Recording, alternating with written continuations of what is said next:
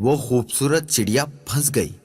چڑیا کو جال میں دیکھ کر شکاری اپنی اس کامیابی پر بہت خوش ہوا اور دل ہی دل میں اس چڑیا کو فروخت کرنے کے منصوبے بنانے لگا۔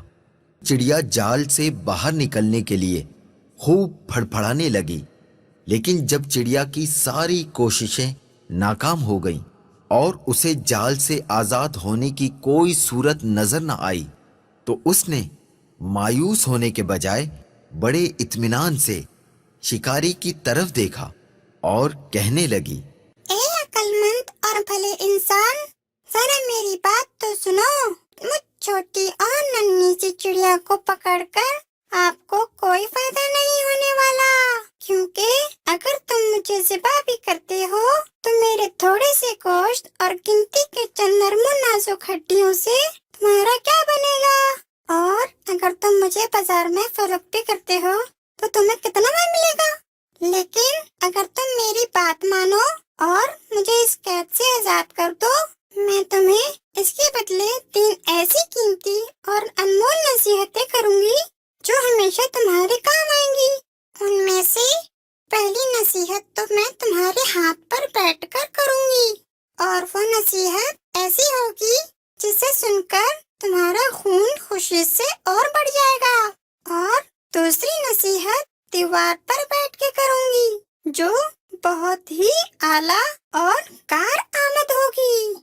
اس کے بعد تیسری اور آخری نصیحت درخت کی شاخ پر بیٹھ کر کروں گی۔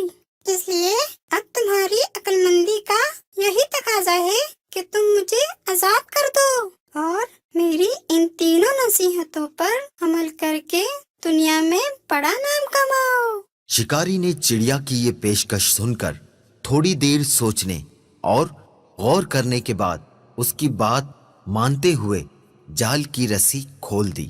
رسی کھلتے ہی چڑیا اڑ کر شکاری کے ہاتھ پر آ بیٹھی۔ پہلی نصیحت کرتے ہوئے کہنے لگی، کسی بھی ناممکن بات پر کبھی یقین نہ کرنا، چاہے کوئی بھی کہے۔ یہ کہہ کر چڑیا اپنے وعدے کے مطابق پھر سے اڑی اور دیوار پر جا بیٹھی۔ وہیں سے دوسری نصیحت کرنے لگی، گزری ہوئی کسی بھی بات کا غم کبھی نہ کرنا۔ میرے اس چھوٹے سے وجود میں 10 درہم کا ایک ایسا قیمتی موتی ہے جس کی مثال پوری دنیا میں کہیں نہیں، اور اس مہنگے موتی کو پا کر تم اور تمہارے گھر والے خوب عیش و عشرت سے زندگی گزار سکتے تھے، مگر تمہاری قسمت پر افسوس، تم نے مجھے آزاد کر کے یہ بے مثال موتی اپنے ہاتھوں سے کھو دیا۔ اتنا سننا ہی تھا کہ شکاری زور زور سے اس طرح رونے اور چلانے لگا جیسے اس کا کوئی اپنا قریبی رشتہ دار مر گیا ہو۔ روتے روتے بار بار ٹھنڈی آہیں بھرتا اور کہتا، ہائے ہائے، میں تو لٹ گیا، برباد ہو گیا۔ ارے مجھ بے وقوف نے یہ کیا کر دیا، ہاتھ آئے خزانے کو کھو دیا، ایسی نادر چڑیا کو کیوں آزاد کر دیا۔ شکاری جب خوب رو دھو چکا تب چڑیا نے اسے مخاطب کرتے ہوئے کہا، ارے بے وقوف اور احمق شکاری، میں نے پہلے ہی تمہیں نصیحتیں کرتی تھی کہ گزری ہوئی بات کا غم نہ کرنا۔ جب یہ بات ہو ہی گئی تھی تو افسوس سے ہاتھ ملنا کس کام کا؟ اور ہاں، یہ نادان شکاری، تم نے میری پہلی نصیحت بھی تو غور سے نہیں سنی۔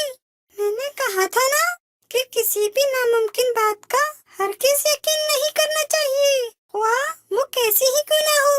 اب ذرا عقل سے کام لو اور دیکھو تو صحیح، مجھ ننھی سی جان کا پورا وجود 3 درہم سے زیادہ کا نہیں ہے، تو پھر 10 درہم کا موتی میرے چھوٹے سے وجود میں کیسے آ سکتا ہے؟ بے شک کہتی تو تم ٹھیک ہی ہو، اے ننھی منی سی چڑیا، وہ تیسری نصیحت تو بتاتی جاؤ۔ ارے بھائی، تم نے میری پہلی 2 نصیحتوں پر کون سا عمل کر لیا جو مجھ سے تیسری نصیحت بھی سننا چاہتے ہو؟ وہ قیمتی نصیحت تم جیسے نادان انسان کے لیے نہیں ہے۔ یہ کہتے ہی وہ چڑیا پھر سے اڑ گئی اور شکاری اس کو دیکھتا ہی رہ گیا۔